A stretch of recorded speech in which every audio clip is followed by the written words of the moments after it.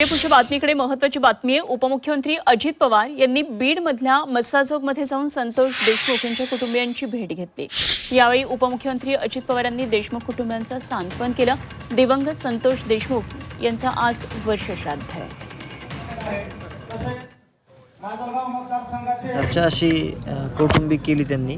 वैभवी होती, वैभवीसोबत चर्चा केली कॉलेज संदर्भात, ॲडमिशन संदर्भात ते बोलत होते वैभवीला आणि आम्ही देखील त्यांना सांगितल्या काही गोष्टी रिक्वायरमेंट।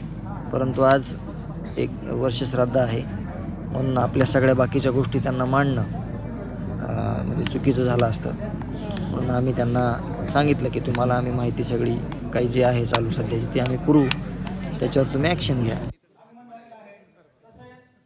आणि दादाने सांगितलं की न्यायालयीन ज्यावेळेस प्रकरण न्यायप्रविष्ट होतं त्यावेळेस मग जी सिस्टीम आहे त्या सिस्टीम काही नाही करू शकत। त्याला समजा न्यायालयीन प्रोसेस जी आहे किंवा जे काही राईट दिलेले आहेत त्यानुसार ती चलते। परंतु आपण विनंती ही करू शकतो की काही गोष्टी ज्या आहेत मेरिटच्या म्हणजे ज्या बोलता आहेत त्या मला मीडियात नाही बोलता येत म्हणजे त्या तर तशा पद्धतीनं आम्ही आत्ता नाही बोललो। परंतु आमची स्ट्रॅटर्जी तशी आहे की जेणेकरून ही जी केस आहे ती लवकरात लवकर पुढं जाईल आणि या सगळ्या लोकांना शिक्षा होईल।